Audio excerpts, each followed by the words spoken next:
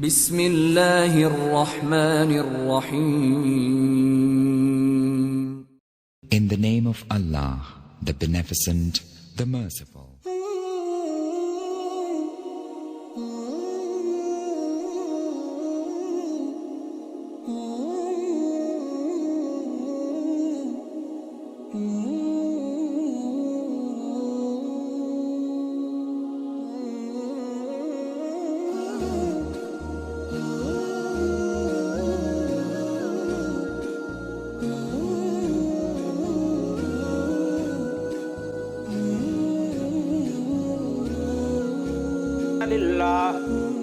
نحمده ونستعينه ونستغفره ونعوذ بالله من شرور أنفسنا ومن سيئات أعمالنا من يهده الله فلا مضل له ومن يضلل فلا هادي له وأشهد أن لا إله إلا الله وأشهد أن محمدا عبده ورسوله. أما بعد فإن خير الحديث كتاب الله وخير الهدي هدي محمد صلى الله عليه وسلم وشر الأمور محدثاتها وكل محدثة بدعة وكل بدعة ضلالة وكل ضلالة في النار. أعوذ بالله من الشيطان الرجيم. ورفعنا لك ذكرك. برادران اسلام اور اسلامی خواتین، قریب اور دور سے سننے والے دیگر برادران اور خواتین، آج کا موضوع وقت کے اعتبار سے بہت ہی مناسب منتخب کیا گیا ہے. وہ ہے جشن میلاد النبی کی شرعی اور تاریخی حیثیت.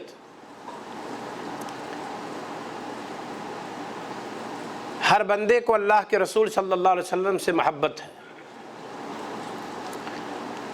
اور رسول اکرم صلی اللہ علیہ وسلم کے حقوق میں سے ہم پر اور آپ پر یہ ہے کہ جب رسول اکرم صلی اللہ علیہ وسلم کا اسم گرامی آئے تو ہم سب رسول اکرم صلی اللہ علیہ وسلم پر درود و سلام بھیجنے میں کوتاہی نہ کریں.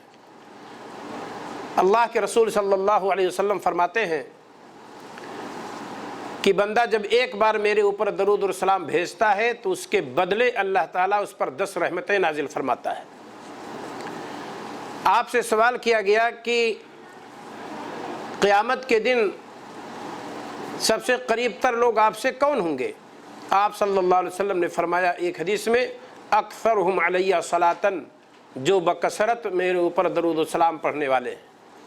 اور بکثرت درود و سلام پڑھنے کا مطلب یہ ہے کہ ان الفاظ میں درود و سلام پڑھے جائیں جن الفاظ کو ہمارے نبی صلی اللہ علیہ وسلم نے اپنے صحابہ کو سکھلایا ہے، اور اس کیفیت کے ساتھ درود و سلام پیش کریں جس کیفیت کے ساتھ صحابہ کرام نے پیش کی ہے. میڈ ان انڈیا طریقہ یا الفاظ میڈ ان جاپان اور چائنا نہیں، یہ بھی ایک عبادت ہے، اور اس میں بھی ہمیں اور آپ کو چاہیے کہ کتاب و سنت کے مطابق کریں، کیونکہ عبادات توقیفی ہیں، یعنی ان کا سمجھنا عدد کے اعتبار سے، کیفیت کے اعتبار سے اور جگہ اور مقام کے اعتبار سے سب کتاب و سنت سے ثابت ہوں گے، تبھی ہم اور آپ کر سکتے ہیں. بہرحال بات کو طول نہ دیتے ہوئے میں اپنی بات شروع کرتا ہوں. سب سے پہلا نقطہ جس پر ہم گفتگو کریں گے وہ ہے جائے پیدائش اور تاریخ پیدائش. تاریخ پیدائش میں ہم سال، ماہ اور تاریخ اور دن کا تذکرہ کریں گے. اس کے بعد شرعی حیثیت کیا ہے اس کی، کس چیز کی گنجائش ہے، نبی کریم صلی اللہ علیہ وسلم کی پیدائش کی مناسبت سے ہم کیا کر سکتے ہیں، اس کا ہم تذکرہ کریں گے. اور پھر نبی کریم صلی اللہ علیہ وسلم کی محبت میں ہم کیا کریں، یہ آج کے پروگرام کا آخری نقطہ ہوگا. اللہ رب العالمین سے دعا ہے کہ مولا ہمیں حق کہنے، حق سننے اور حق کی دعوت دینے اور حق پر عمل کرنے کی توفیق عطا فرمائے. سب سے پہلا نقطہ میں نے بتلایا کہ رسول اکرم صلی اللہ علیہ وسلم کی جائے پیدائش کیا ہے. اس پر ہم گفتگو کریں گے۔ اس میں کوئی شک نہیں کہ ہمارے نبی صلی اللہ علیہ وسلم بر اعظم کے اعتبار سے اگر دیکھا جائے تو ایشیا کے اندر پیدا ہوئے۔ ملک دیکھا جائے تو ملک عرب ہے، عرب میں کئی ملک آتے ہیں۔ آج بروقت جس کو سعودیہ کہتے ہیں، اسے ہم اور آپ کہہ سکتے ہیں کہ نبی کریم صلی اللہ علیہ وسلم اس دیش میں پیدا ہوئے۔ ہمارے نبی صلی اللہ علیہ وسلم جس شہر میں پیدا ہوئے وہ مکہ ہے۔ مکہ کے اندر کس مقام پر پیدا ہوئے، بہت سارے لوگوں نے بہت ساری جگہوں کی تخصیص کی ہے، لیکن اگر اس کا جاننا ضروری ہوتا تو صحابہ کرام کھوج لیتے اور رسول اکرم صلی اللہ علیہ وسلم سے اس کا دریافت کر لیتے، اور رسول اکرم صلی اللہ علیہ وسلم بھی اپنے بڑے بوڑھوں سے اس کو پوچھ لیتے کہ وہ کون سا مقام ہے، کون سی جگہ ہے جہاں میری پیدائش ہوئی ہے۔ عام طور پر لوگوں نے لکھا ہے کہ جہاں اس وقت جنرل لائبریری مسجد حرام مکہ کی قائم ہے، وہیں پہ رسول اکرم صلی اللہ علیہ وسلم کی پیدائش ہوئی ہے، اسے عام طور پر لوگوں نے لکھا ہے۔ لیکن آپ وہاں جا کر کے دیکھیں گے تو ایک لوحہ، ایک بورڈ لگا ہوا ہے کہ لوگ غلطی سے کہتے ہیں کہ رسول اکرم صلی اللہ علیہ وسلم کی جائے پیدائش ہے، اور اس کی کوئی صحیح دلیل نہیں ہے۔ لیکن اس کو ہمیں ماننا چاہیے کہ مکہ کی اس وقت جو آبادی تھی تقریباً وہی سب ہے، وہ مقام قریب ضرور ہے جہاں ہمارے نبی صلی اللہ علیہ وسلم کی پیدائش ہوئی، لیکن ہمیں اور آپ کو اس تحدید کی جب کوئی شرعی دلیل نہیں ہے تو ہمیں اور آپ کو اس طرح کی بات بھی نہیں کرنی چاہیے کہ ہاں وہی مقام ہے۔ یہاں دیکھیے، جہاں کسی زمانے میں حجاج ابن یوسف کے بھائی ابو یوسف محمد بن یوسف کا گھر واقع تھا، وہاں رسول اکرم صلی اللہ علیہ وسلم کی پیدائش ہوئی ہے۔ بروقت جہاں مسجد حرام مکہ کی جنرل لائبریری کی عمارت بنی ہوئی ہے، اسے حاضل حبیب کے اندر ابو بکر الجزائری رحمہ اللہ نے ذکر کی ہے، جو مسجد نبوی کے اندر بہت دن تک درس دیتے رہے۔ ابو بکر جابر الجزائری اپنی کتاب حاضل حبیب کے صفحہ نمبر 45 پہ لکھتے ہیں کہ یہی وہ مقام ہے جہاں رسول اکرم صلی اللہ علیہ وسلم پیدا ہوئے۔ بعد کے بقول آپ کی ولادت شعب بنی ہاشم یا ابو طالب میں ہوئی۔ شعب بن طالب میں ابو طالب کے گھر آپ صلی اللہ علیہ وسلم کی ولادت ہوئی۔ اس کو وقفات تربویہ مع السیرہ النبویہ کے صفحہ نمبر 47 پہ موجود ہے۔ السیرہ النبویہ ارض و وقائع، اس کے اندر بھی جلد نمبر 1 صفحہ 62 پہ علامہ صلابی یا چلابی نے اس کو ذکر کی ہے۔ بہرحال میں نے بتلا دیا کہ اگر اس جگہ کا جاننا ضروری ہوتا بالیقین کہ ہمارے نبی صلی اللہ علیہ وسلم کی جائے پیدائش کیا ہے، تو میں نے بتلایا کہ اگر وہ ضرورت کی چیز تھی تو نہ رسول صلی اللہ علیہ وسلم بیان کرنے سے رہتے، نہ صحابہ پوچھنے سے رہتے، اور ساری چیزیں بیان کر دی جاتی، کیونکہ امت کو جس چیز کی ضرورت تھی اسے رسول اکرم صلی اللہ علیہ وسلم نے پہنچا دیا اور بیان کر دیا۔ خاص طور سے حکم ربانی اگر ہوتا کہ اے نبی اپنی امت کو اس جگہ کی نشاندہی کر کے جائیے جہاں آپ کی پیدائش ہوئی ہے، تو بھی نبی کریم صلی اللہ علیہ وسلم پیچھے نہیں رہتے۔ اس کا مطلب یہ ہے کہ اس طرح کی جگہوں کے جاننے کا کوئی بہت زیادہ فائدہ بھی شریعت میں نہیں ہے، لیکن بہرحال تاریخی اعتبار سے اگر یہ چیز معلوم ہے کہ مکہ میں ہمارے نبی صلی اللہ علیہ وسلم کی ولادت ہوئی ہے تو پھر کوئی مسئلہ نہیں ہے۔ اور عام طور پر کسی کی جائے پیدائش جب لکھی جاتی ہے تو یہی کہتے ہیں فلاں شہر میں فلاں گاؤں میں، کوئی جگہ گھر اور کارنر کی تخصیص نہیں کرتا ہے۔ تو اتنی چیز تو ہمیں اور آپ کو معلوم ہی ہے کہ ہمارے رسول صلی اللہ علیہ وسلم کی ولادت شہر مکہ میں ہوئی ہے۔ اتنی باتیں جائے ولادت کے تعلق سے معلوم رہے۔ ہمارے نبی صلی اللہ علیہ وسلم کس سال پیدا ہوئے؟ عام طور پر لوگوں نے لکھا ہے عام الفیل، جس کو کہتے ہیں ہاتھی والا سال، یعنی جس سال ابرہہ کا واقعہ پیش آیا اسی سال رسول اکرم صلی اللہ علیہ وسلم کی ولادت ہوئی ہے۔ اس میں اجماع ذکر کی ہے خلیفہ ابن خیاط رحمہ اللہ نے، کہتے ہیں علیہ الاجماع، اور یہاں میں نے لکھا ہے کہ اجماع سے مراد ان کی یعنی اصحاب سیر و تواریخ، یعنی تاریخ پر کتاب لکھنے والے اور نبی کریم صلی اللہ علیہ وسلم کی سیرت پر قلم اٹھانے والوں کا اس پر اجماع ہے کہ نبی کریم صلی اللہ علیہ وسلم عام الفیل کو پیدا ہوئے، یعنی ہاتھی والے سال۔ عرب کا طریقہ تھا، سال ان کے ہاں شروع ہوتا تھا، بہت عظیم کوئی حادثہ جب پیش آتا تھا وہاں سے، پھر جب وہ پرانا ہو جاتا پھر کوئی نیا حادثہ پیش آتا تو وہاں سے سال ان کے ہاں شروع ہوتا۔ ہمارے نبی صلی اللہ علیہ وسلم سن 1 عام الفیل کو پیدا ہوئے، ہاتھی والے سال اس کو کہتے ہیں۔ بعد جگہ لکھا ہوا ہے کہ فیل والے سال، یا فیل والے دن، جو فیل والے دن جہاں لکھا ہوا ہے وہاں بھی مطلب یہی ہے کہ وہ ہاتھی والا سال مراد لیتے ہیں، جیسا کہ ضیاء الرحمن العازمی رحمہ اللہ نے اپنی کتاب صحیح الکامل کے اندر، الجامع الکامل کے اندر ذکر کیا ہے کہ طبقات ابن سعد کے اندر یہ چیز موجود ہے کہ عام الفیل ہی ہے اور اسی پر سب کا اجماع ہے، لہذا یوم الفیل اگر کہا جائے کہ ہاتھی والے دن پیدائش ہوئی ہے، اس کا مطلب یہ ہے کہ وہ سال مراد ہے اور سال کی جگہ پر دن کہہ دیا گیا ہے۔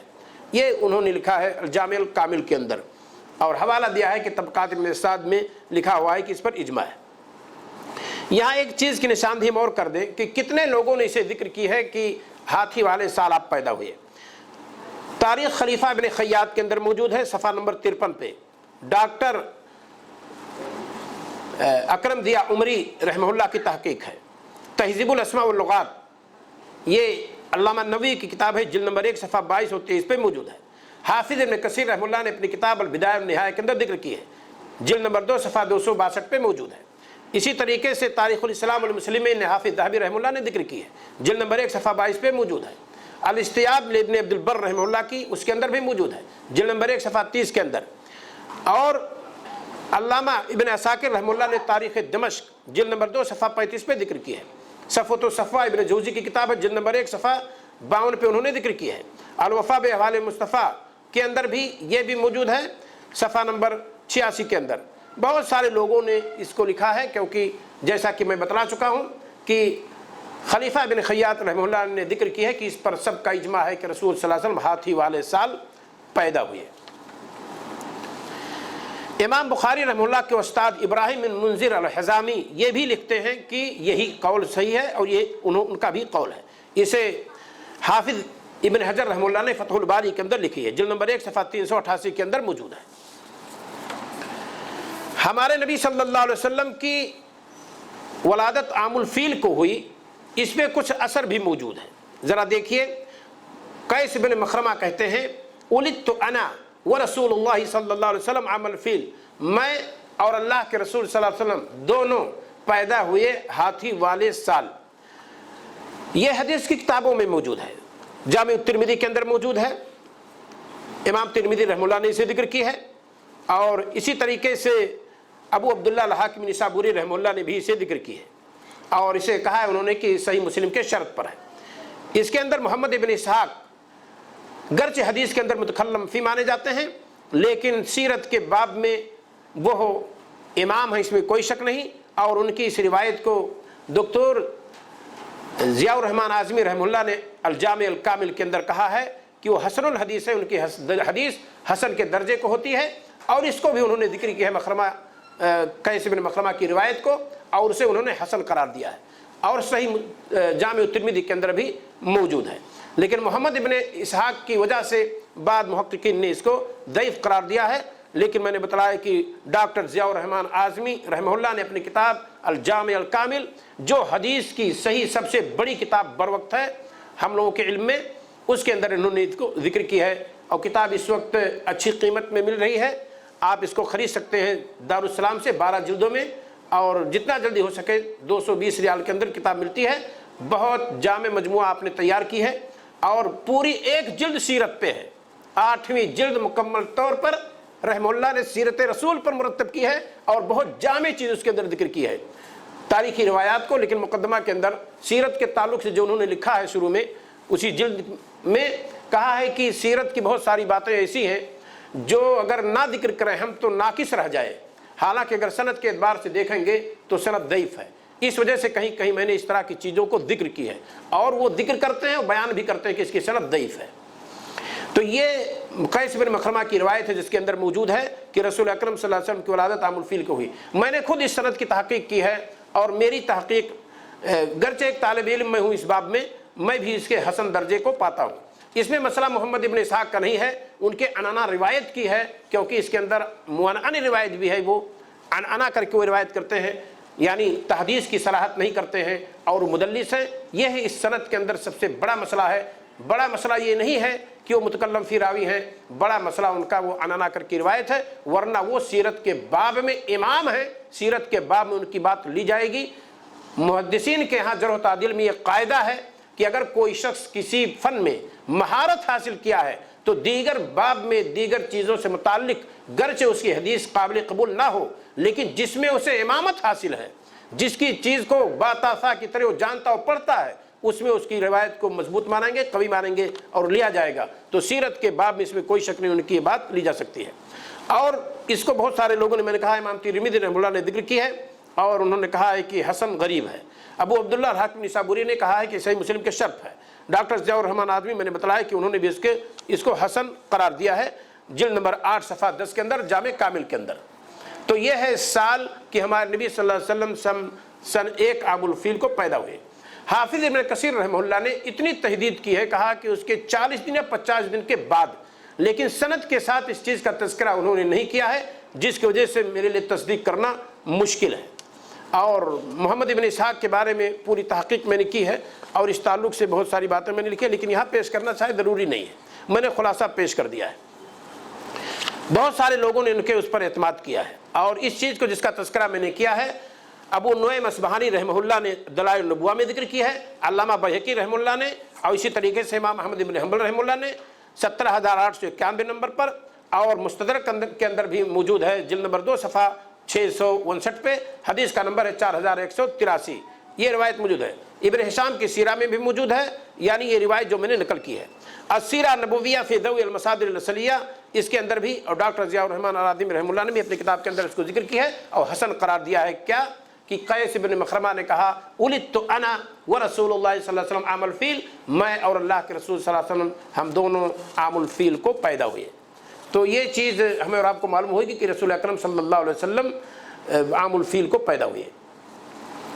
एक खुलासा यहाँ जिक्र मैं कर देता हूँ आमुल फील के ताल्लुक से, और ये मैं इस वजह से जिक्र कर देता हूँ कि डॉक्टर ज़ियाउर रहमान आदमी रहमतुल्लाह ने एक खुलासा जिक्र कर दिया। कहते हैं कि फील का माजरा क्या है। कहते हैं कि एक हबशी बादशाह जो यमन पर गलबा हासिल करता है, जिसका नाम था अबरहा, सना के अंदर उसने एक कलीसा बनवाई जिसका नाम रखा कुलैस। कलीसा की गालबन तस्गीर है, और इस ख्याल से कि अरब के लोगों का रुख हज के लिए बजाय खाने काबा के इधर वो मोड़ देगा। और फिर उसके बाद उसने कसम खाई, खुलासा किया उन्होंने, कहा है कि अगर किसी को तफसील देखना है तो इब्न हिब्बान की किताब सिकात के अंदर मौजूद है, जिल्द नंबर 1 सफ़ा 15 से लेकर 21 तक पूरा डिटेल कहते हैं कि मौजूद है, और रिवायत सही करार देते हैं वो। तो कहते हैं कि उसने कसम खाई थी खाने काबा को उठाएगा, और फिर उसके बाद जो कुछ हुआ वो सूरह फील के अंदर मौजूद है। यह है वाक़या फील जिसकी तरफ मैंने इशारा कर दिया। हमारे नबी सल्लल्लाहु अलैहि वसल्लम की पैदाइश किस महीने हुई? आम तौर पर मुर्रखीन और सीरत निगारों ने लिखा है रबीउल अव्वल, लेकिन कुछ लोग रमज़ान की तरफ भी इशारा करते हैं। रमज़ान वाली बात ज़ईफ़ है, गलत है। आम लोगों ने जिक्र की है कि रबीउल अव्वल है। इब्न कसीर रहमतुल्लाह लिखते हैं, वहादा हुवल मशहूर इंदल जमहूर, यही चीज़ जमहूर के नज़दीक मशहूर है कि अल्लाह के रसूल सल्लल्लाहु अलैहि वसल्लम माह रबीउल अव्वल में पैदा हुए। इसे अल बिदाया व निहाया में जिल्द नंबर 2 सफ़ा 320 पर देख सकते हैं, और इसी तरीके से सुबुलुल हिदा और रिशाद के अंदर मौजूद है, और सीरा नबविया इब्न हिशाम में मौजूद है, तारीख़ खलीफा इब्न खय्यात में मौजूद है, अल इस्तियाब इब्न अब्दुल बर में मौजूद है, तारीख़ुल इस्लाम हाफिज़ दहबी की उसके अंदर मौजूद है, सफ़वतुल सफ़वा में मौजूद है, अल मौरद फ़ी अमरिल मौलद में मौजूद है, अल मदखल के अंदर मौजूद है, और आलामुन नबुव्वा अल्लामा मावरदी की किताब है उसके अंदर मौजूद है। बहुत सारे लोगों ने यही लिखा है कि मशहूर यही है, और जमहूर के नज़दीक कि रसूल अकरम सल्लल्लाहु अलैहि वसल्लम की पैदाइश माह रबीउल अव्वल में हुई है। तारीख़ क्या है? तारीख़ के बाबत बहुत ज़्यादा इख्तलाफ है, लेकिन 2 कौल ज़्यादा मशहूर है, वो 9 रबीउल अव्वल है और 12 रबीउल अव्वल है। आम तौर पर लोगों ने इसी का तज़किरा किया है, वरना बहुत सारे अक़वाल मैंने इकट्ठा किया है, तकरीबन 12-13 कौल है रसूल अकरम सल्लल्लाहु अलैहि वसल्लम की तारीख़ पैदाइश के ताल्लुक से। 2 का तज़किरा चूँकि आम तौर पर लोगों ने किया है, उन्हीं 2 का तज़किरा मैं भी करता हूँ। पहला कौल है 12 रबीउल अव्वल। इसे डॉक्टर अकरम ज़िया उमरी रहमतुल्लाह अपनी किताब सीरा नबविया सहिया के अंदर कहते हैं कि जितनी रिवायात इस ताल्लुक से हैं, 9 बयान करें, 8 बयान करें, या 7 बयान करें, या 11 बयान करें, या 12 बयान करें, सनद के एतबार से जो कम ज़ईफ़ है, यानी अगर तक़वियत दे तो सबसे कवी जो सनद है, कहते हैं यही है जिसके अंदर ये मौजूद है कि रसूल अकरम सल्लल्लाहु अलैहि वसल्लम की पैदाइश 12 रबीउल अव्वल को हुई है। ये डॉक्टर अकरम ज़िया عمری رحمہ اللہ کی تحقیق ہے، اس کی پہلی جلد کے اندر یہ موجود ہے۔ ابن کثیر رحمہ اللہ کہتے ہیں یہی جمہور کے نزدیک بھی مشہور ہے، یہ ابن کثیر رحمہ اللہ کا قول ہے۔ البدایہ والنہایہ جلد نمبر 2 صفحہ 211 کے اندر وہ اس کو ذکر کرتے ہیں۔ ڈاکٹر ضیاء الرحمن اعظمی، جن کی آخری تحقیق کہہ سکتے ہیں آج کل، آپ نے اسے ذکر کی ہے، بہت سارے اقوال ہیں جیسا کہ میں نے ذکر کیا، لیکن انہوں نے اپنی کتاب الجامع الکامل کے اندر 12 ربیع الاول کا تذکرہ کیا ہے۔ کہتے ہیں محمد ابن اسحاق کے حوالے سے، ولد رسول اللہ صلی اللہ علیہ وسلم یوم الاثنین لاثنتی عشرۃ لیلۃ خلت من شہر ربیع الاول عام الفیل۔ کہتے ہیں محمد ابن اسحاق کے حوالے سے کہ رسول اکرم صلی اللہ علیہ وسلم کی ولادت 12 ربیع الاول کو ہوئی، ماہ ربیع الاول کے اندر، عام الفیل یعنی ہاتھی والے سال۔ اور کہتے ہیں سیرہ نبویہ کے اندر موجود ہے، سیرہ نبویہ ابن ہشام جلد نمبر 1 صفحہ 294 میں موجود ہے۔ یہ انہوں نے حوالہ دے دیا ہے، اشارہ کیا ہے، تو میں نے دیکھا کہ اس جلد پہ موجود ہے، فلاں صفحہ پر موجود ہے۔ خود ان کی کتاب الجامع الکامل الشامل کے اندر جلد نمبر 8 صفحہ 11 پہ انہوں نے یہ بات کہی ہے۔ تو انہوں نے بھی گویا کہ اسی پر دھیان دیا ہے کہ جو مورخین کے مابین، سیرت نگاروں کے مابین مشہور قول ہے وہ یہی ہے۔ اور اگر سند کے اعتبار سے کسی کے قول پر اعتماد کریں تو دکتور اکرم ضیاء عمری، جنہوں نے شاید اس دنیا کے اندر پہلے محقق ہیں کہ سیرت کے واقعات کو حدیث کے منہج پر چیک کرنے اور اس کی تحقیق کرنے کا بیڑا اٹھایا انہوں نے، اور بہت بڑے پیمانے پر کام کیا، اور اپنے بہت سارے شاگردوں کو انہوں نے اس میدان میں راستہ دکھلائی، دکتور اکرم ضیاء عمری رحمہ اللہ۔ اور انہوں نے لکھا ہے کہ وہ 12 ربیع الاول ہے، یعنی سند کے اعتبار سے اگر دیکھا جائے تو۔ ایک بات میں بتلاؤں، محمود پاشا فلکی کی تحقیق جو 9 ربیع الاول کی ہے، ان کے تحقیق کے بعد تقریباً سارے لوگوں نے اسی تحقیق کو لی ہے۔ جتنے لوگوں نے اپنی کتابوں میں لکھا ہے سب کا مرجع محمود پاشا فلکی کی تحقیق ہے۔ یہ میرا اپنا خلاصہ ہے، میرے اپنی تحقیق کی، کہ لوگ 9 ربیع الاول کہاں سے لائے ہیں۔ سید سلیمان منصور پوری سے لے کر کے صاحب رحیق المختوم تک سارے لوگوں نے محمود پاشا فلکی کی تحقیق پہ عمل کیا ہے، اور اس پر انہوں نے اعتماد کیا ہے۔ انہوں نے ایک کیلنڈر تیار کیا ریاضی کے حساب سے، اپنے دور سے لے کر کے رسول اکرم صلی اللہ علیہ وسلم کی پیدائش تک، میلادی مہینہ عیسوی سال کا کیلنڈر آگے بھی بنایا جا سکتا ہے، پیچھے بھی بنایا جا سکتا ہے، آج کی تاریخ اگر آپ کو معلوم ہے تو۔ لیکن عربی تاریخ نہ تو ایک دن پہلے آپ بتا سکتے ہیں، اور ایک سال کی تاریخ آپ بھول جائیے تو آپ تاریخ نہیں بتا سکتے ہیں۔ ایک دن پہلے عربی تاریخ آپ نہیں بتا سکتے ہیں۔ روزہ آج سے شروع ہوگا یا آنے والے کل سے شروع ہوگا، یعنی شعبان کا مہینہ 29 ہی رہے گا یا 30 پورا ہوگا، آپ 28 تاریخ کو بھی نہیں بتا سکتے، ایک دن 2 دن پہلے نہیں بتا سکتے۔ ایسے ہی سال بھر اگر عربی تاریخ لکھنا کوئی چھوڑ دے تو کیسے کیلنڈر بنائے گا؟ اس کو کیسے پتا کوئی دے گا کہ رمضان کا مہینہ ایک گزرے ہوئے سال میں 29 ہی دن کا تھا؟ کوئی کیسے بتلائے گا کہ شعبان کا مہینہ 29 کا تھا کہ 30 کا تھا؟ جبکہ عیسوی سال اس کے مہینوں میں یہ مسئلہ نہیں ہے، ہر مہینے کا دن پہلے سے متعین ہے۔ تو اگر کوئی شخص اس کی تحقیق کرے تو عیسوی اعتبار سے کیلنڈر تیار کر سکتا ہے، لیکن عربی سال کا کیلنڈر اگر لکھا نہیں گیا ہے تو ماضی کا کیلنڈر وہ کیسے تیار کرے گا؟ ہر مہینے کو کیسے متعین کرے گا کہ عربی کا مہینہ مثال کے طور پر گزرے ہوئے سال میں محرم 29 کا تھا، آنے والا سفر 30 کا تھا، پھر اس کے بعد ربیع الاول 29 کا تھا، پھر اس کے بعد ربیع الثانی اتنے کا تھا؟ وہ کیسے بتا سکتا ہے؟ یہ تو سب غیبیات سے متعلق ہے اگر آپ نے لکھا نہیں ہے تو، اور اس میں حساب کیسے کام کر سکتا ہے؟ اچھا، دوسری بات، تحقیق کرنے کے بعد جب لاسٹ میں پہنچتے ہیں تو عیسوی سال میں مہینے میں اختلاف ہو جاتا ہے تاریخ میں، کوئی 20 بتلاتا ہے اور کوئی 23 بتلاتا ہے۔ یہ ان کے مابین اختلاف ہے جو اس کے قائل ہیں کہ 9 ربیع الاول ہے۔ پھر ان میں یہ اختلاف ہے کہ وہ اپریل کی کون سی تاریخ تھی، کسی نے لکھا ہے 20، کسی نے لکھا ہے 13، 23۔ اب ڈاکٹر ضیاء الرحمن اعظمی رحمہ اللہ کو میں دیکھتا ہوں کہ انہوں نے لکھا ہے 23، اور بہت سارے لوگوں نے لکھا ہے 20، تو یہ 20 اور 23 میں اختلاف کیسے ہو گیا؟ تاریخ تو ایک ہے۔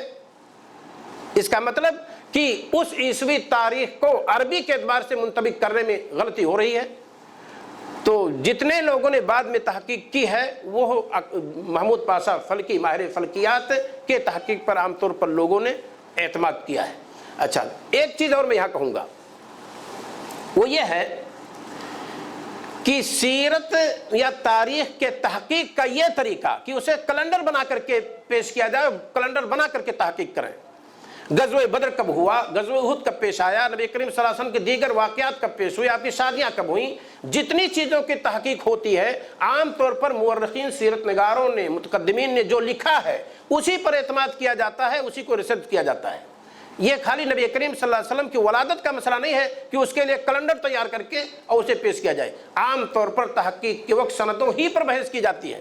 تو دکتور اکرم ضیاء عمری رحمہ اللہ جو کہتے ہیں کہ اگر دیکھا جائے تو سندیں تو سب کمزور ہیں، لیکن اس میں کم کمزور سند جس کو کہہ سکتے ہیں آپ وہ 12 ربیع الاول کی ہے، اسی کو انہوں نے راجح قرار دیا ہے۔ اور 12 ربیع الاول کو میں نے بتلایا کہ بہت سارے لوگوں نے لکھا ہے، آپ اس کو دیکھ سکتے ہیں البدایہ والنہایہ کے اندر، تہذیب السیرہ ابن ہشام کے اندر، اور اسی طریقے سے ڈاکٹر مہدی رزق اللہ نے بھی ذکر کی ہے، انہوں نے بھی سیرت کی کتاب لکھی ہے کتاب السنت کی روشنی میں۔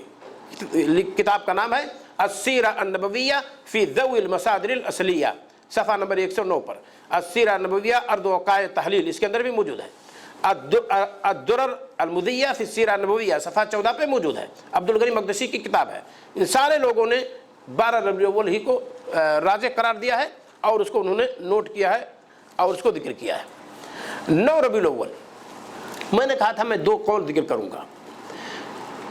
کہتے ہیں کہ من حیث الواقع، مشہور اور جمہور، یہ 2 قول یاد، 2 باتیں یاد کر لیجئے۔ جمہور اس کے قائل ہیں اور مشہور یہ ہے کہ وہ 12 ربیع الاول ہے۔ کہتے ہیں 9 ربیع الاول کہا جاتا ہے کہ من حیث الواقع، حقیقت کے اعتبار سے یہی قول راجح تر ہے۔ ماہر فلکیات محمود پاشا فلکی نے اس قول کو راجح قرار دیا ہے، یہ ان کی اپنی تحقیق ہے، میں نے بتلا دیا آپ کو۔ نیز ان کا کہنا ہے کہ جس سال نبی صلی اللہ علیہ وسلم کی پیدائش ہوئی ہے اس سال ربیع الاول کے مہینے میں سوموار کا دن 12 ربیع الاول کو نہیں 9 ربیع الاول کو پڑتا ہے، یہ ان کی اپنی تحقیق ہے، میں نے بتلایا۔ اور محاضرات تاریخ الامم الاسلامیہ جلد نمبر 1 صفحہ 62 کے اندر یہ موجود ہے۔ اور بہت سارے لوگوں نے اس قول کو ذکر کی ہے، ایک پوری لسٹ ہے، اور میں نے بتلایا کہ یہ محمود پاشا فلکی کا قول میں نے اس وجہ سے پیش کیا ہے کہ جتنے لوگ بعد میں آئے ہیں سب کا اعتماد انہیں کی تحقیق پہ ہے۔ اور میں نے اس کا بتلا دیا ہے کہ اگر آپ نے تاریخ لکھنا چھوڑ دیا ہے تو عربی کیلنڈر آپ کیسے تیار کریں گے، کیونکہ اس کے مہینے کا دن آپ کو نہیں معلوم ہے کہ وہ 30 دن کا ہوگا یا وہ 29 دن کا ہوگا۔ جب تک یہ نہ معلوم ہو تب تک آپ کیلنڈر تیار نہیں کر سکتے ہیں۔ ہاں، عیسوی سال کا اگر آپ کیلنڈر تیار کریں، آج کی تاریخ معلوم ہو تو آگے بھی کیلنڈر تیار کر سکتے ہیں، پیچھے بھی کیلنڈر آپ تیار کر سکتے ہیں، اس میں کوئی شک نہیں ہے۔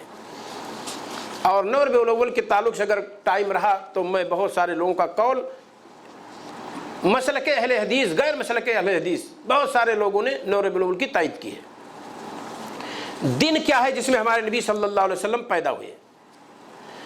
سوموار کا دن ہے، اس میں اختلاف کسی کا نہیں ہے، اور اختلاف نہ ہونے کی وجہ ہے کہ صحیح حدیث اس میں موجود ہے۔ صحیح مسلم کی روایت ہے، اللہ کے رسول صلی اللہ علیہ وسلم سے پوچھا گیا کہ سوموار کا روزہ آپ کیوں رکھتے ہیں؟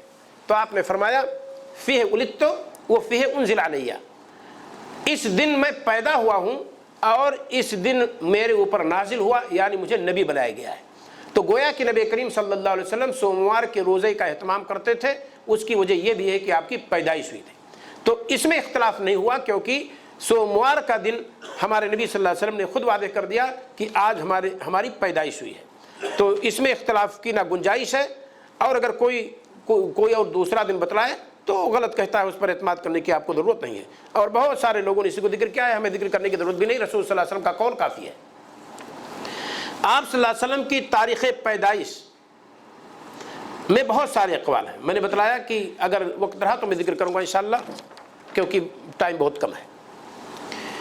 یہ موجودہ دور میں جو ہم نبی کریم صلی اللہ علیہ وسلم کی تاریخ پیدائش کی مناسبت سے محفل دیکھتے ہیں، آپ کے اس پیدائش کا اہتمام دیکھتے ہیں، تاریخ پیدائش کا کہاں سے شروع ہوا، کس نے شروع کیا؟ مکہ سے شروع ہوا، مدینہ سے شروع ہوا، ہند و پاک سے شروع ہوا، کہاں سے شروع ہوا؟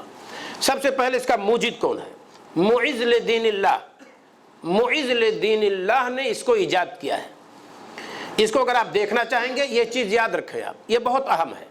अल-ख़ुतत अल्लामा मकरीज़ी की किताब है, जिल्द नंबर 1 सफ़ा 490 में मौजूद है।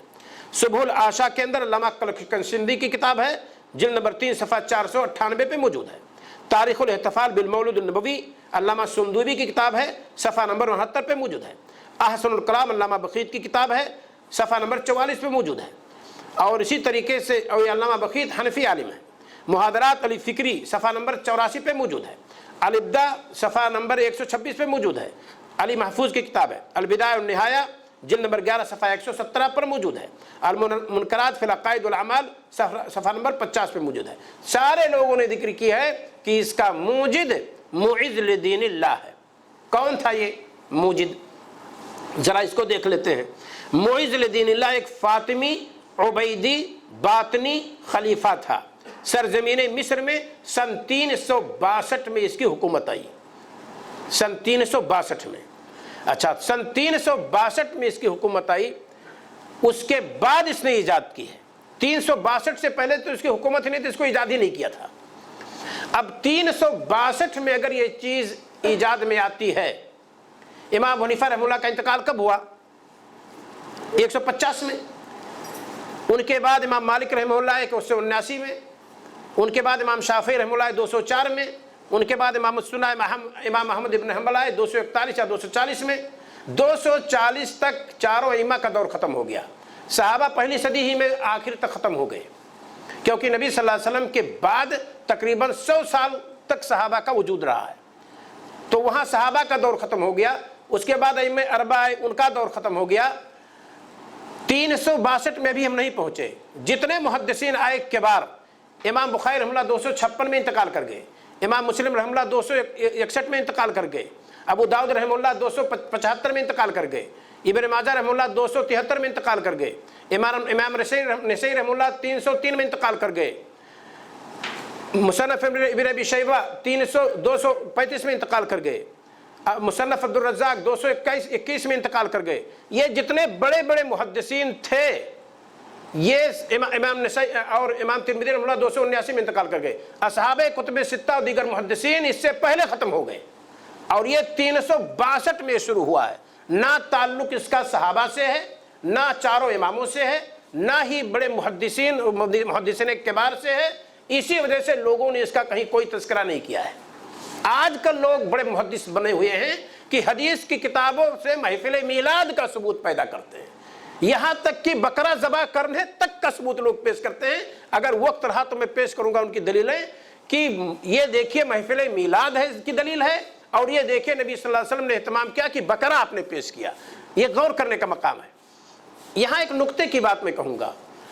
अपने आप को कोई हनफी कहे, कोई शाफी कहे, कोई मालिकी कहे, कोई हम्बली कहे, उनकी फ़िक़्ह को पढ़ा है, उस रास्ते से आया है, निस्बत करे, कोई मसला नहीं है।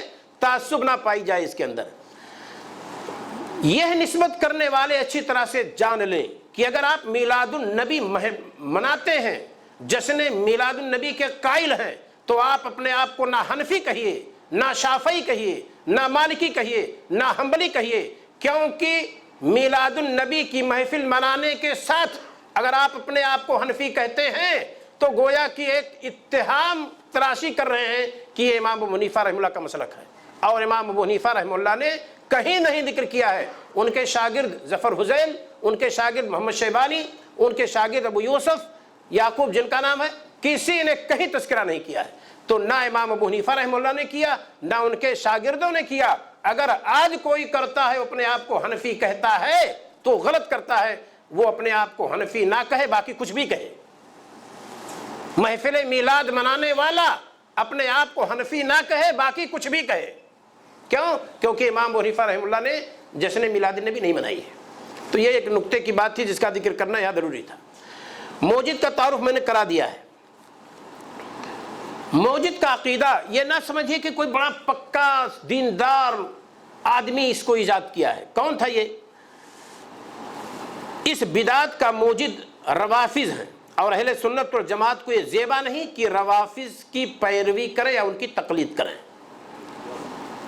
देखते हैं, उबैदी इसको लिखा गया है। कौन है उबैदुल्लाह? عبیداللہ ابن دیسان کی طرف منسوب ہے یہ شخص، معیز الدین اللہ، اسی سے عبیدی کہتے ہیں، کیونکہ معیز الدین اللہ اسی کی اولاد سے تھا۔ یہی وجہ ہے کہ بعض محققین و مورخین کے بقول وہ یہودی تھا، جبکہ بعض کا کہنا ہے کہ وہ مجوسی تھا۔ ملاحظہ ہو البدایہ والنہایہ جلد نمبر 11 صفحہ 117 پہ، علامہ مقریزی کی کتاب الخطط جلد نمبر 1 صفحہ 48 پہ، یہ عبیداللہ ابن دیسان کا گھرانے کا، ان کی اولاد کا معیز الدین اللہ، اس نے اس کو ایجاد کیا ہے، لہذا اس نقش قدم پر ہمیں اور آپ کو چلنے کی ضرورت نہیں ہے۔ اور یہ نہ سمجھیے کہ یہ چیز مکہ اور مدینہ سے یا ہندوستان یا پاکستان سے ایجاد میں آئی ہے، یہ مصر کی سرزمین سے یہ چیز شروع ہوئی ہے، کیونکہ مصر میں اس کی حکومت کب آئی؟ 362 میں۔ اب آپ غور کیجئے، 362 میں جو چیز وجود میں آئے اسے ہم اور آپ دین سمجھ لیں۔ قرآن کو ہم نے کیا کہا، رسول صلی اللہ علیہ وسلم کی حدیث کو ہم نے کیا کہا، رسول صلی اللہ علیہ وسلم کے بیانات کو ہم نے کیا کہا، صحابہ کے بیانات کو کیا کہا، جو ان سے پہلے محدثین اور ائمہ اربعہ سارے صحابہ سے گزر گئے، گویا کہ وہ ناقص دین پر عمل کر کے چلے گئے، کیونکہ دین کی تکمیل تو 362 میں ہوئی جب محفل میلاد کا ایجاد ہوا۔ اگر دین کا حصہ اسے سمجھا جاتا ہے تو یہ چیز لازم آتی ہے کہ اس سے پہلے جس نے کام کیا سارے ائمہ گویا کہ ناقص دین پر عمل کر کے گئے، سارے صحابہ جن کو بھیجا تو پر گویا کہ جنت کی خوشخبری دی گئی کہ ناقص دین پر عمل کر کے چلے گئے۔ کیوں؟ کیونکہ 362 میں جو چیز ایجاد میں آتی ہے اسے ہم دین کا حصہ اگر سمجھ لیتے ہیں تو یہ چیز لازم آتی ہے، اور اس کا تذکرہ میں انشاءاللہ کروں گا۔ بے شک اس بدعت کی ایجاد کا سہرا بعض روافض ہی کے اثر ہے، تاریخی حقائق ملاحظہ ہوں۔ فاطمی اور عبیدی خلیفہ معیز الدین اللہ سرزمین مصر میں اس بدعت کو ایجاد بخشی۔ علامہ کلکشندی، سندوبی، محمد بخیت، علامہ مقریزی، علی فکری وغیرہ نے اس کی تائید کی ہے۔ بقول بعد الملک المظفر ابو سعید الکوکری کوگپوری بن علی بن حسن علی بن بگتگین نے اس کو ایجاد بخشا، یہ بھی ایک قول ہے۔ بقول علی بن حسن بن عبد الحمید یہ قول باطل ہے، بلکہ راج یہی ہے کہ اسے معیز الدین اللہ نے ایجاد کی ہے۔ ان کی بات المورد فی العمل المولد بتحقیق علی بن حسن صفحہ 9 حاشیہ نمبر 1 پہ موجود ہے۔ بقول ابو شامہ ملک مظفر نے شیخ عمر بن محمد ملا کی تقلید کیا تھا۔ شیخ عمر ہوا اول من احدثہ، یہ ابو شامہ کہتے ہیں، لیکن سبد ابو المظفر یوسف جوزی رحمہ اللہ فرماتے ہیں ولا يستبعد ان يكون عمل المولد تسرب الى الشیخ عمر ملا من العبیدیین، یہ واسط عراق کی سرزمین پہ محمد عمر ملا کو وجود تھا۔ کہتے ہیں کہ ممکن ہے عبیدیوں سے ان کو یہ چیز ملی ہو، کیونکہ موصل ان کے زیر حکومت 347 میں آیا، اور ملک مظفر کی ولادت محرم سنہ 549 میں ہوئی، اور ملک مظفر کی طرف جب کریں گے تو اس کی ولادت ہوئی ہے 449 میں، تو پھر 449 میں اگر اس کو آپ سمجھیں کہ ایجاد ہوئی تو مصر میں تو پہلے 362 میں پایا جا رہا ہے۔ اس کا مطلب کہ ملک مظفر کی طرف نسبت نہ کر کے ہاں یہ کہہ سکتے ہیں کہ اس کا مطلب یہ ہے کہ عراق کی سرزمین پہ ملک مظفر نے شروع کی اور عمر ملا شیخ جیسے لوگوں نے اس کی مدد کی۔ سیر و عالم النبلاء میں یہ چیز موجود ہے، جلد نمبر 22 صفحہ 335 پہ حافظ بن حجر رحمہ اللہ نے ذکر کی ہے، حافظ ذہبی رحمہ اللہ نے ذکر کی ہے۔ یہ تاریخی حیثیت سے تھوڑی سی بات تھی کہ اس کا ایجاد کہاں سے ہوا، اب آپ اس کو سمجھ سکتے ہیں۔ محفل میلاد میں محرک کیا چیز ہے، کیوں محفل میلاد کی جاتی ہے، لوگ کرتے کیوں ہیں، کیوں دلچسپی پیدا ہوئی، اسے ہمیں اور آپ کو سوچنا پڑے گا۔ اس کے محرکات کئی ایک ہیں۔ بعض لوگوں کا اعتقاد یہ ہے کہ یہ دین کا حصہ ہے، یعنی محفل میلاد کا منانا یہ دین کا حصہ ہے، اور جو اسے نہ کرے گویا کہ دین کو کے ایک حصے کو اس نے چھوڑ دیا، اس کے اندر گویا کہ دینی کمزوری پائی جا رہی ہے۔ یہ عقیدہ اگر منانے والے کے اندر ہے کہ یہ دین کا حصہ ہے، جو کرے اس کا دین مکمل ہے، جو نہ کرے اس کا دین ناقص ہے، اس فکر سے لازم کیا آتا ہے اسے آپ دیکھیے، اس کی قباحت کیا ہے۔ مذکورہ عقیدہ سے یہ لازم آتا ہے کہ اللہ نے اپنے کلام میں عید میلاد النبی کی مجلس کے اہتمام 350 سال پیشتر دین کے مکمل ہو جانے کی جو خبر دی تھی وہ غلط تھا، 362 میں آنے والی چیز کو اگر آپ دین سمجھتے ہیں تو اس سے 350 سال پہلے 9 تاریخ کو 12ویں مہینے میں 10ویں ہجری میں مقام عرفات میں الیوم اکملت لکم دینکم، آج میں نے تمہارا دین مکمل کر دیا، یہ اللہ تعالیٰ کا نازل کرنا گویا کہ نعوذ باللہ غلط تھا کہ اللہ نے کہہ دیا اکملت۔ آج تاریخ نوٹ کر لو، 9 تاریخ ہے، عرفات کے میدان میں نبی صلی اللہ علیہ وسلم موجود ہے، 12واں مہینہ ہے، 10ویں ہجری ہے سال، اور اللہ تعالیٰ کی طرف سے 7ویں آسمان سے کیا پیغام آتا ہے؟ الیوم اکملت لکم دینکم واتممت علیکم نعمتی ورضیت لکم الاسلام دینا، آج ہم نے تمہارے لیے تمہارے دین کو مکمل کر دیا ہے اور دین اسلام سے آج روئے دین ہونے کے میں راضی ہو چکا ہوں۔ دین کے مکمل ہونے کی خبر اللہ تعالیٰ نے اس ایجاد کردہ چیز کے 350 سال پہلے کر دی ہے۔ اگر آپ یہ عقیدہ رکھتے ہیں کہ یہ دین کا حصہ ہے تو گویا کہ اللہ نے چھوڑ دیا تھا۔ آپ کہتے میں تو کہتا نہیں، آپ کا عقیدہ، آپ کا منہج کہہ رہا ہے، آپ کی فکر بول رہی ہے۔ جب آپ یہ کہیں کہ یہ دین کا حصہ ہے، گرچہ آپ اپنی زبان سے نہ کہیں لیکن زبان حال یہ کہہ رہا ہے۔ اچھا، دوسری بات، آپ اس سے بغض بھی رکھتے ہیں، آپ اس سے حسد بھی کرتے ہیں، آپ اسے گستاخ رسول بھی کہتے ہیں، کس کو؟ جو نہیں کرتا ہے، جو اس کا اہتمام نہیں کرتا ہے۔ آپ کہتے ہیں حب رسول اس کے اندر نہیں ہے، مال کی محبت اس کے اندر پڑی ہوئی ہے، یہ ساری بات آپ کہتے ہیں۔ تو یہ گویا کہ محرک کیا ہے؟ یہی غلط دعویٰ اور غلط عقیدہ۔ تو اس سے قباحت پہلے تو یہی آئی کہ اللہ تعالیٰ کا 350 سال پہلے اس جشن میلاد النبی کی محفل کے ایجاد سے 350 سال پہلے اللہ تعالیٰ نے جو کہہ دیا کہ آج ہم نے دین مکمل کر دیا، گویا کہ آپ کہتے ہیں غلط۔ دوسری بات، نبی صلی اللہ علیہ وسلم پر اس وقت نازل ہوئی 10 ہجری میں، یہ مکہ مکرمہ حج کے لیے آپ آئے ہوئے تھے، دوران حج جب آپ میدان عرفات میں تھے اس وقت یہ آیت نازل ہوئی۔ اس کی دلیل عمر رضی اللہ تعالیٰ عنہ کا یہ قول ہے جو انہوں نے اس یہودی سے کہا تھا جس نے کہا تھا کہ قرآن میں ایک آیت ہے امیر المومنین، اگر وہ آیت ہم یہودیوں میں نازل ہوتی تو اس دن کو ہم عید کا دن بنا لیتے۔ عمر رضی اللہ تعالیٰ عنہ نے کہا کون سی آیت؟ کہا الیوم اکملت لکم دینکم۔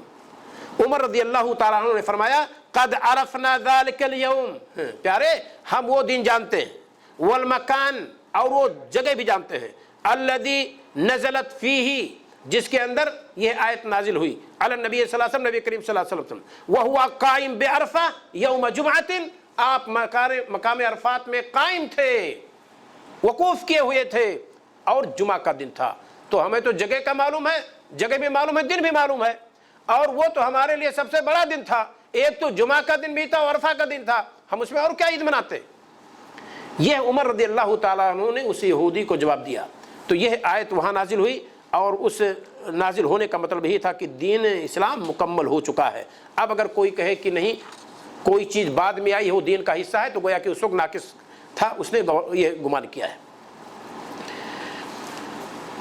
ایک بات اور سن لیجیے، جو چیز نبی کریم صلی اللہ علیہ وسلم کے زمانے میں نہیں تھی اور اسے کوئی آج دین باور کرتا ہے، تو امام مالک رحمہ اللہ کہتے ہیں من ابتدع فی الاسلام بدعتا، جس نے اسلام میں کوئی نئی چیز ایجاد کی، یا راہ حسنتن، اور اسے حسنہ کہتا ہے، کہا یہ بہتر بدعت ہے۔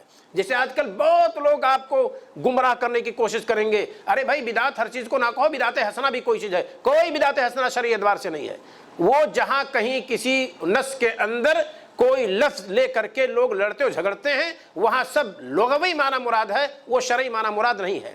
ورنہ نبی کریم صلی اللہ علیہ وسلم نے فرمایا کل بدعت ضلالہ، ہر بدعت گمراہی ہے۔ صحیح مسلم اٹھا کر کے دیکھیے، وَكُلُّ ضَلَالَةٍ فِي النَّارِ، اور ہر گمراہی یہ جہنم کی طرف لے جانے والی ہے۔ یہ سنن نسائی کے اندر موجود ہے، آپ اس کو اٹھا کر کے دیکھ سکتے ہیں، اور اس جملے کو بھی علامہ ناصر الدین الالبانی رحمہ اللہ نے صحیح قرار دیا ہے۔ تو یہ ہمارے نبی صلی اللہ علیہ وسلم کا ارشاد ہے کہ ہر بدعت گمراہی ہے، اور یہاں لوگ پیدا ہو گئے بدعت حسنہ کہنے کے لیے۔ پھر اسے حسنہ کیوں کہتے ہیں؟ اسے سنت کہیے، بدعت نام دینے کی کیا ضرورت ہے؟ ہم تو جانتے ہیں کہ بدعت سنت کے اپوزٹ میں بدعت ہے۔ جیسے ہم کلمہ جب پڑھتے ہیں، کہتے ہیں لا الہ الا اللہ محمد الرسول اللہ، کہتے ہیں لا الہ الا اللہ کو توحید کہتے ہیں، محمد الرسول اللہ کو سنت کہتے ہیں، اتباع۔ لا الہ الا اللہ کو توحید کہتے ہیں، اس کے اپوزٹ میں شرک ہے، اور دوسرے حصے کو محمد رسول اللہ اس کو اتباع کہتے ہیں، سنت کہتے ہیں، اس کے اپوزٹ میں بدعت ہے۔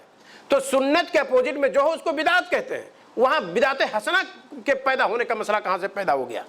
تو امام مالک رحمہ اللہ کہتے ہیں کہ جس نے اسلام کے اندر کوئی نئی چیز ایجاد کی اور اس کا گمان یہ ہے کہ یہ بہتر ہے، فقط زعم ان محمدن خان الرسالہ، تو اس نے یہ خیال کیا کہ محمد نے گویا کی رسالت کے پہنچانے میں خیانت کی ہے، کیونکہ اللہ تعالیٰ نے فرمایا الیوم اکملت لکم دینکم، آج ہم نے تمہارا دین مکمل کر دیا۔ اس کے بعد کہتے ہیں وما لم یکن یومئذ دینا، سنو جو اس دن دین نہیں تھا جب نبی صلی اللہ علیہ وسلم موجود تھے، لا یکون الیوم دینا، وہ آج بھی دین نہیں ہو سکتا ہے۔ دین وہی ہے جو نبی صلی اللہ علیہ وسلم لے کر کے آئے، جس پر آپ نے عمل کیا اور آپ کے بعد صحابہ کرام نے عمل کیا، وہی دین ہے۔ بعد میں آنے والی چیزوں کو دین نہیں کہا جائے گا، لوگ چاہے جتنی بار اسے حسنا کہیں کہتے رہیں۔ یہ امام مالک رحمہ اللہ کی بات تھی جو میں نے کوٹ کر دی ہے۔ نمبر 2، یہ میں قباحت ذکر کر رہا ہوں جب یہ کہا جائے کہ یہ چیزیں ہیں۔ مذکورہ عقیدات سے یہ لازم آتا ہے کہ نبی صلی اللہ علیہ وسلم نے دین کی تبلیغ میں کوتاہی کی۔ اگر وہ دین کا حصہ ہے اور نبی صلی اللہ علیہ وسلم کی احادیث کا جو ذخیرہ ہم دیکھتے ہیں، میلاد النبی کا کہیں تذکرہ آپ نے نہیں کیا کہ اس کے لیے محفل، یعنی محفل میلاد کا تذکرہ آپ صلی اللہ علیہ وسلم نے کہیں نہیں کیا، تو اس کا مطلب یہ ہے کہ نبی صلی اللہ علیہ وسلم نے گویا کہ کوتاہی کی پہنچانے میں۔ اور آپ صلی اللہ علیہ وسلم نے فرمایا میدان عرفات میں 1 لاکھ صحابہ کرام تقریباً موجود تھے، کیا کہا آپ نے خطاب کر کے؟ کہا وَأَنْتُمْ تُسْأَلُونَ عَنِّي فَمَا أَنْتُمْ قَائِلُونَ، اے میرے صحابہ، 1 لاکھ جمع غفیر، تم میرے بارے میں سوال کیے جانے والے ہو، تم کیا کہو گے؟ صحابہ نے بیک کو کہا ایک زبان ہو کر کے، نشہد انکا قد بلغتا، ہم یہ گواہی دیں گے نبی کہ آپ نے پہنچا دیا، وَأَدَّيْتَ، اور آپ نے ادا کر دیا، وَنَصَحَتَ الْأُمَّةِ، اور آپ نے امت کے ساتھ بڑی خیر خواہی کی ہے۔ اگر آپ یہ عقیدہ رکھتے ہیں کہ نبی صلی اللہ علیہ وسلم نے اس کو نہیں پہنچایا، تو گویا کہ نبی کا یہ کہنا کہ کیا میں نے پہنچا دیا، اور صحابہ کا یہ کہنا ہاں آپ نے پہنچا دیا، گویا کہ نبی بھی ایک غلط پر اقرار لے رہے تھے اور صحابہ نے بھی 1 لاکھ صحابہ نے غلط گواہی دے دی کہ آپ نے پہنچا دیا، کیونکہ جشن میلاد النبی کے تعلق سے آپ نے تو کچھ نہیں پہنچایا، اور آپ کہہ رہے ہیں دین ہے۔ اگر دین یہ چیز ہے تو نبی صلی اللہ علیہ وسلم کو پہنچانی چاہیے۔ تاخیر البیان عن وقت الحاجہ لا يجوز، اصول فقہ کا ایک قاعدہ ہے کہ کسی چیز کے بیان کی ضرورت پڑ جائے تو اس کو بیان سے مؤخر کر دینا یہ درست نہیں ہے اصول کے اعتبار سے، تو اس کی ضرورت ہے تو نبی کیوں نہیں بیان کیے؟ بیان کر دینا چاہیے، لیکن کہیں آپ ذخیرہ حدیث میں نہیں پائیں گے۔ دوسری روایت میں آپ صلی اللہ علیہ وسلم نے فرمایا الا، سنو میرے صحابہ، حل بلغت، کیا میں نے پہنچا دیا؟ قلنا نعم، صحابہ کہتے ہیں کہ ہم نے کہا ہاں۔ اللہم شہد، آپ نے فرمایا اے اللہ تو گواہ رہا۔ آپ نے بھی شہادت کی انگلی کو اوپر اٹھایا اور صحابہ کی طرف آپ نے 3 مرتبہ نیچے کیا، اللہم شہد، اے اللہ تو ان پر گواہ رہا۔ آج 1 لاکھ صحابہ کرام ہمارے گواہی دے رہے ہیں کہ میں نے کوشش کر کے تیرے دین کو پہنچا دیا ہے۔ اب اگر کوئی یہ کہے کہ نبی صلی اللہ علیہ وسلم نے میلاد النبی کا تذکرہ نہیں کیا، نہیں پہنچایا، اور آپ اسے دین سمجھتے ہیں، تو گویا کہ نبی صلی اللہ علیہ وسلم پر یہ تہمت تراشی کی جا رہی ہے کہ آپ نے غلطی کی ہے۔ اور ایک چیز میں پڑھ دیتا ہوں، آپ صلی اللہ علیہ وسلم نے فرمایا ایھا الناس انہ لیس من شیء یقربکم من الجنہ، بہت اہم چیز ہے، دھیان دے کر کے سنیں گے اسے، دور دراز سے بھی لوگ جو سن رہے ہیں اس حدیث کو دھیان سے سنیں گے۔ نبی صلی اللہ علیہ وسلم کا ارشاد ہے ولیس شیء یقربکم من لیس ایھا الناس، اے لوگو، انہ لیس من شیء یقربکم من الجنہ، کوئی چیز ایسی نہیں ہے جو تم کو جنت سے قریب کرے، وَيُبْعِدُكُم مِّنَ النَّارِ، اور جہنم سے تم کو دور کرے، إِلَّا قَدْ أَمَرْتُكُم بِهِ، مگر یہ کہ میں نے اس کا حکم تم کو دے دیا ہے، چاہے واجبی حکم چاہے استحبابی حکم۔ وَلَيْسَ شَيْءٌ يُقَرِّبُكُم مِّنَ النَّارِ، اور کوئی چیز ایسی نہیں ہے جو آپ کو جہنم سے دور کرے، قریب کرے، وَيُبْعِدُكُم مِّنَ الْجَنَّةِ، اور جنت سے تم کو دور کرے، إِلَّا قَدْ نَهَيْتُكُمْ عَنْهُ، مگر یہ کہ تم کو میں نے اس سے روک دیا ہے، معمورات کا حکم دے دیا، اس کا راستہ دکھلا دیا، منہیات کے میں نے روک دیا ہے، یہ ساری چیزیں میں نے بیان کر دی۔ کہاں ہے وہ معمورات نبی کی جس میں ہے کہ محفل میلاد کو قائم کرو؟ تو جانتے ہیں کیا دلیل دیتے ہیں؟ منع کہاں ہے؟ منع کی دلیل لائیے۔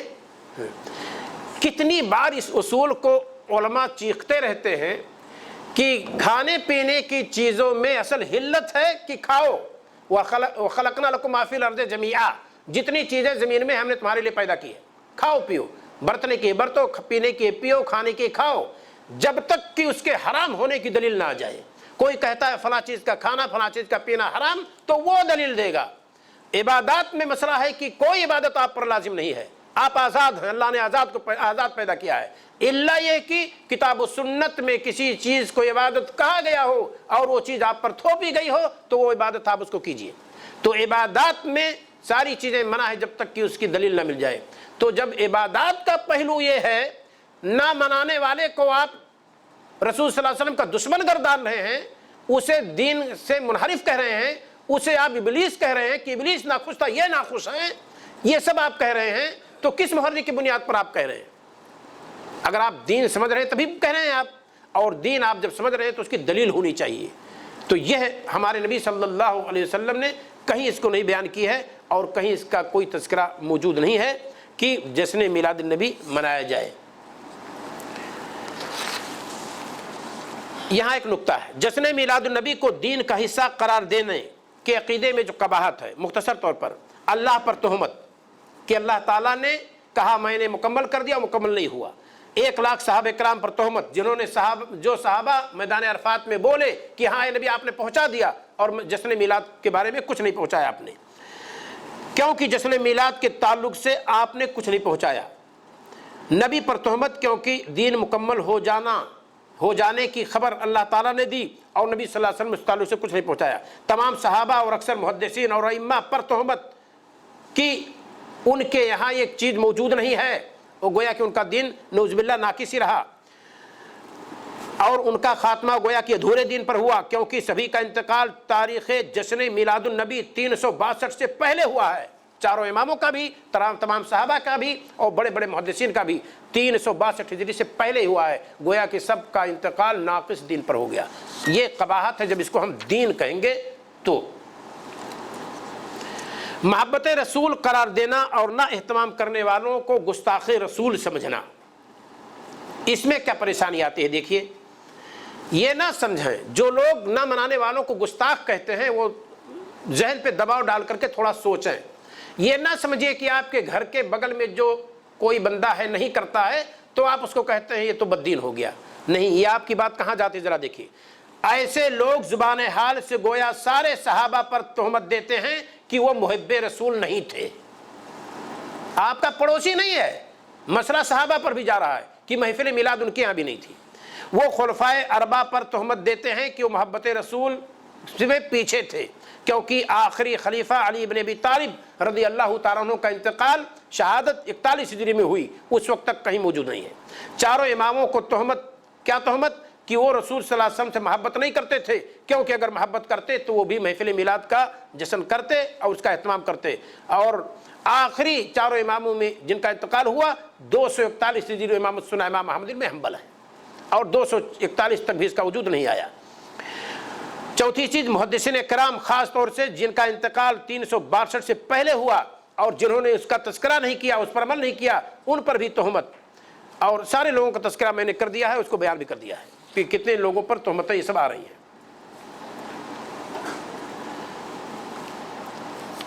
ایک دلیل یہاں عام طور پر پیش کی جاتی ہے، آپ اس دلیل کو بہت دقت کے ساتھ سنیں گے۔ عید میلاد النبی کا اہتمام کرنے والے اس مناسبت سے ایک دلیل پیش کرتے ہیں، کہتے ہیں دیکھیے، تاریخ کی کتابوں میں، سیرت کی کتابوں میں موجود ہے کہ نبی کریم صلی اللہ علیہ وسلم کی جب ولادت ہوئی تو ابو لہب کی لوڈی سویبہ نے نبی کریم صلی اللہ علیہ وسلم کو دودھ پلایا، اور جب ابو لہب کا انتقال ہو گیا تو رؤیا فی المنام، خواب میں وہ دیکھا گیا کہ بھئی معاملہ کیا ہوا تمہارے ساتھ؟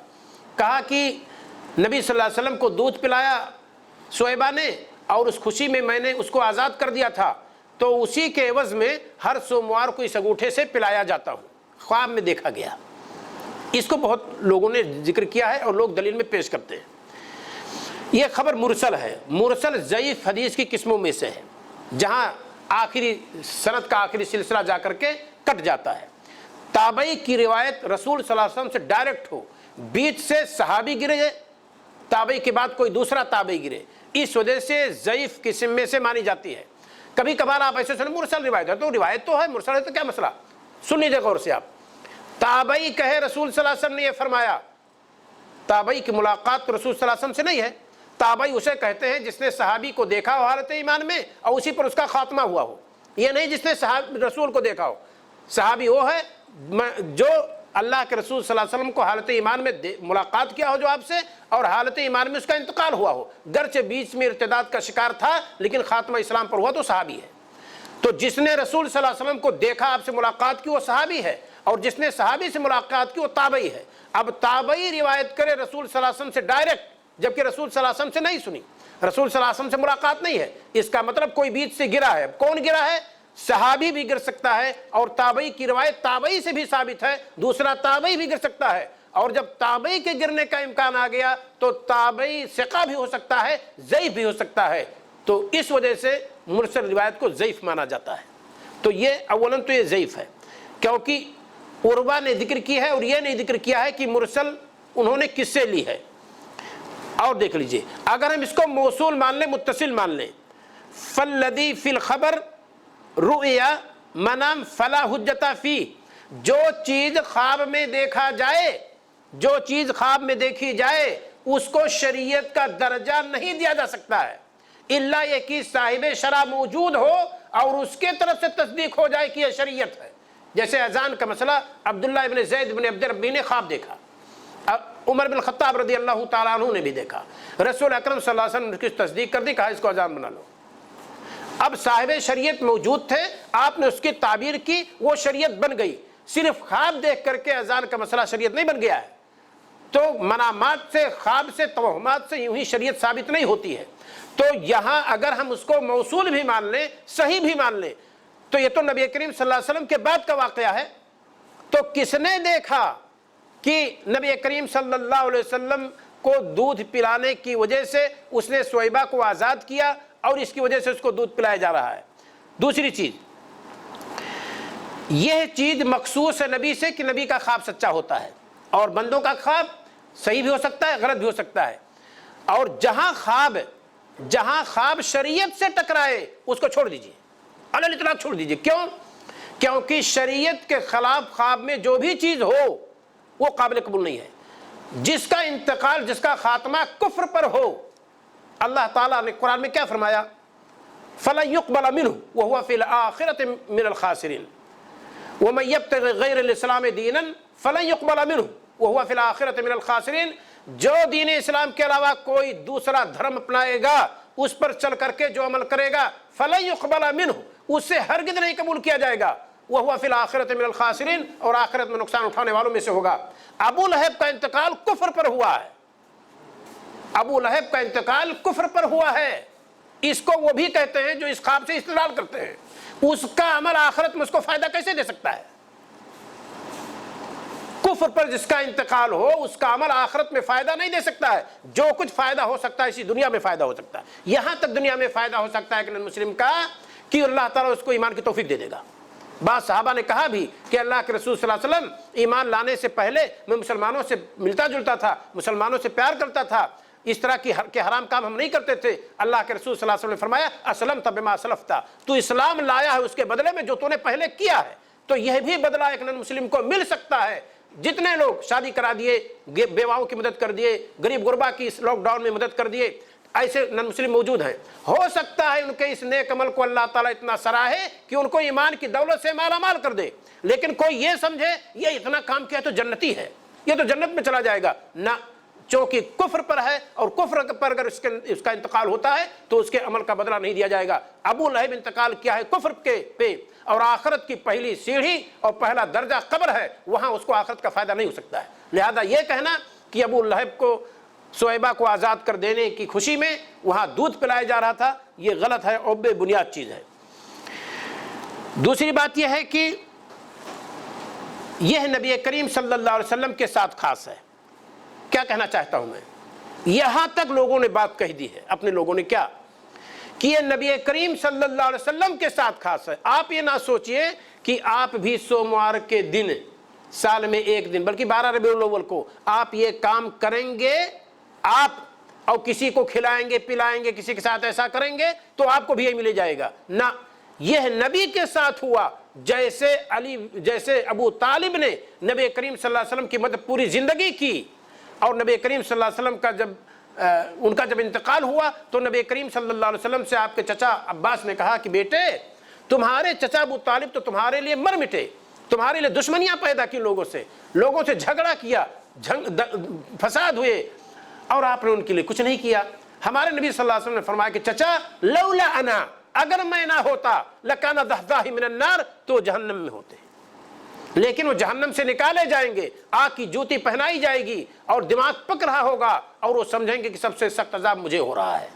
تو گویا کہ نبی کریم صلی اللہ علیہ وسلم نے جو کہا کہ میری وجہ سے وہ جہنم کے باہر رہیں گے، اس میں مفسرین نے دو چیزیں ذکر کی ہیں کہ نبی کریم صلی اللہ علیہ وسلم نے کچھ دن مغفرت کی دعا ان کے لیے کی تھی، اور جب منع کر دیا گیا کہ کسی نبی کو یا مومن کو یہ زیبا نہیں کہ کوئی قریبی رشتہ دار ہی کیوں نہ اگر کفر پر مرا ہے، شرک پر مرا ہے، تو اس کے لیے مغفرت کی دعا کی جائے، یہ نبی کو زیبا نہیں، تب نبی صلی اللہ علیہ وسلم رک گئے، ورنہ نبی کریم صلی اللہ علیہ وسلم نے کچھ دن مغفرت کی دعا کی، اس کے اثر سے ایسا ہوا۔ تو کہتے ہیں چونکہ نبی صلی اللہ علیہ وسلم کے ساتھ ابو طالب نے ایسا کیا تھا تو ان کا بدلہ گویا کہ اللہ تعالیٰ نے یہ دیا کہ جہنم کے باہر کر دیا، لیکن کفر پر انتقال ہوا تھا، جہنم سے نجات نہیں ملی۔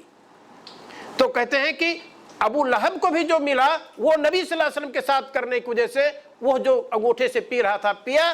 آپ یہ سوچیں کہ آپ کچھ خرچ کریں گے تو اس کے بدلے میں آپ کو اس بدعت و خرافات پر کچھ ملے گا، ایسا کچھ نہیں ملے گا۔ یہ تنازل کی صورت میں بات کہی گئی ہے، یہ ورنہ دلیل ہی ہے کہ یہ روایت ہی چونکہ صحیح نہیں ہے، لہذا جب بلڈنگ ہی نہیں قائم ہے تو اس پر نقش و نگار کا کیا مطلب؟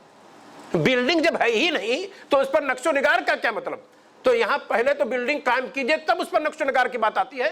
تو جب یہ روایت صحیح ہی نہیں ہے تو پھر اس کے فقہ پر جانا، اس کی تفسیر کرنا، اس کی شرح کرنا بے معنی ہے۔ پہلے ثابت ہو تو یہ کہ صحیح ہے، تو میں نے بتلایا کہ مرسل روایت و مرسل روایت ضعیف کے قسم سے ہے۔ تو یہ ایک چیز تھی، اس کو میں نے ذکر کر دیا۔ علماء کے فتاوے بہت سارے لوگوں نے ذکر کی ہے۔ حافظ ابو بکر بغدادی ابن نقطہ کہتے ہیں ان عمل المولد لم ينقل عن السلف، یہ ہے محفل میلاد کا عمل جو جاری ہے یہ سلف سے نہیں نقل کیا گیا ہے۔ علامہ فاقہانی کہتے ہیں لا عالم لهذا المولود اصلا فی کتاب ولا سنہ، اس محفل میلاد کے لیے اس کے اہتمام کرنے کے تعلق سے کتاب و سنت سے کوئی دلیل میں نہیں پاتا ہوں۔ علامہ ابن تیمیہ رحمہ اللہ کہتے ہیں اگر یہ خالص نیکی کا کام ہوتا یا اس میں خیر غالب ہوتا تو سلف ہم سے اس کے زیادہ حقدار تھے۔ بھئی صحابہ کو چھوڑتے جو تلاش کرتے تھے نیکی کیا ہے، خود ہمارے نبی صلی اللہ علیہ وسلم کیوں چھوڑتے؟ جب آپ سے کہا گیا کہ نبی صلی اللہ علیہ وسلم اتنا زیادہ نماز نہ پڑھیے، رات کو اتنے دیر تک نہ کھڑے رہیے، آپ کا پیر سوج جاتا ہے، ورم آ جاتا ہے، آپ نے فرمایا فلا کون عبدا شکورا، کہ اللہ تعالیٰ کا شکر گزار بندہ نہ بنوں۔ تو اگر نبی کریم صلی اللہ علیہ وسلم کے یوم پیدائش کو جشن منانے کا کوئی ثبوت ہوتا جس پر اجر و ثواب لکھا جانے کا امکان ہوتا یا اس کی امید کتاب و سنت کی روشنی میں کی جاتی تو نبی صلی اللہ علیہ وسلم اپنے صحابہ کو محروم کیوں رکھتے؟ خود آپ محروم کیوں رہتے؟ آپ خود کہتے ہیں ابوبکر صدیق تیار ہو جاؤ، کل ہمارا برتھ ڈے ہے اور لاؤ بہت بڑا کیک بناؤ، کھجور اس کا سب تیار کیا جائے اور بہتر سے بہتر کھانا پکایا جائے۔ آپ یہ معز لدین اللہ جو محفل کرتا تھا، اگر کھانے کا جو نوعیت پیش کی جاتی تھی، جو آئٹم پیش کیے جاتے تھے، اس کو تاریخ کی کتابوں میں جا کر کے دیکھیے، ہزاروں بکرے کے سر، ہزاروں اتنے کلیجیاں، اتنی مچھلی، اتنے بکرے، اتنے یہ سب چیزیں پکتی تھیں اور اس میں یہ سب ہوتا تھا، اور انہیں کو اہل بدعت نے ہاتھ بھی لیا ہے۔ تو علامہ ابن تیمیہ رحمہ اللہ کہتے ہیں کہ اگر یہ خیر کا کام ہوتا تو سلف اس میں پہلے رہتے، زیادہ حقدار تھے، اور ہمارے بنسبت رسول صلی اللہ علیہ وسلم سے زیادہ محبت کرتے تھے۔ کون؟ سلف۔ اگر اسے محبت کہتے ہیں تو صحابہ ہم سے زیادہ محبت کرنے والے تھے، جو نبی صلی اللہ علیہ وسلم کو دیکھتے نہیں تھے تو بیتاب ہو جاتے تھے، پریشان ہو جاتے تھے۔ نبی صلی اللہ علیہ وسلم کا انتقال ہوا، پورے مدینہ کے اندر چولہا بجھ گیا۔ آج ہم محفل مناتے ہیں، خوشیاں مناتے ہیں، غور کیجئے۔ آپ کی تعظیم کرتے تھے، یعنی صحابہ کرام۔ نیز ابن تیمیہ رحمہ اللہ فرماتے ہیں کہ انہوں نے کہا کہ یہ بدعت ہے۔ اسی طرح سے علامہ ابن الحاج نے بھی اس کو بدعت قرار دیا، علامہ سرہندی نے بھی اس کو بدعت قرار دیا۔ کہتے ہیں آپ میلاد النبی منانے کے عدم جواز کا فتویٰ دیتے ہیں۔ ایک عالم کو میں نے سنا جو اپنے آپ کو اہل سنت والجماعت کا کہہ رہا تھا کہ جو حضرت اعلیٰ کا عقیدہ مسلک ہے وہی احمد سرہندی کا مسلک ہے۔ ابھی جلد میں سن رہا تھا، یہاں میں احمد سرہندی کا قول نقل کر رہا ہوں کیا کہ وہ محفل میلاد النبی کے عدم جواز کے قائل ہیں، یعنی یہ جائز نہیں ہے، یہ درست نہیں ہے۔ احمد یار نعیمی بریلوی عالم ہے، کہتے ہیں لم یفعلہ اہل من القرون الثلاثہ، اس بات کو دھیان سے سنیں۔ احمد یار نعیمی بریلوی عالم کہتے ہیں کیا؟ لم یفعلہ احد من القرون الثلاثہ، تینوں صدیوں جو سب سے بہتر صدی ہیں کسی نے اسے نہیں کیا ہے۔ انما حدث بعد، یہ 3 صدی کے بعد یہ شروع ہوا ہے۔ یہ احمد یار نعیمی بریلوی عالم ہے۔ جال حق کتاب کا نام ہے، جلد نمبر 1 صفحہ 236 پہ موجود ہے۔ یہ بریلوی عالم کا بھی فتویٰ ہے کہ درست نہیں ہے، اور آج وہی لوگ بڑھ چڑھ کر کے اس کو سب سے زیادہ غنیمت والی چیزیں بیان کرتے ہیں۔ ابھی کتنا ٹائم باقی ہے؟ ختم ہو گیا ہے؟ اخیر میں دعا ہے کہ اللہ تعالی ہمیں اور آپ کو کتاب و سنت کو دقت کے ساتھ پڑھنے کی توفیق عطا فرمائے۔ ہر اس چیز کو جس کو لوگ دین کہیں آپ قطعاً اسے دین نہ کہیں۔ دین وہ ہے جو نبی صلی اللہ علیہ وسلم لے کر کے آئے تھے، اور وہ کتاب و سنت میں موجود ہے۔ اسے دائیں بائیں سے آپ کو لینے کی ضرورت نہیں ہے، کتاب و سنت کی طرف رجوع کیجئے، آپ کو وہیں پیور اور اصلی دین ملے گا، اسی پر آپ عمل کیجئے۔ اسی پر عمل کر کے صحابہ چلے گئے اور ان کو جنت کی خوشخبری مل گئی۔ ہم اور آپ بھی اگر اسی پر عمل کریں گے تو اللہ رب العالمین ہمیں اور آپ کو بھی ان کی صحبت نصیب فرمائے گا۔ السلام علیکم ورحمۃ اللہ وبرکاتہ۔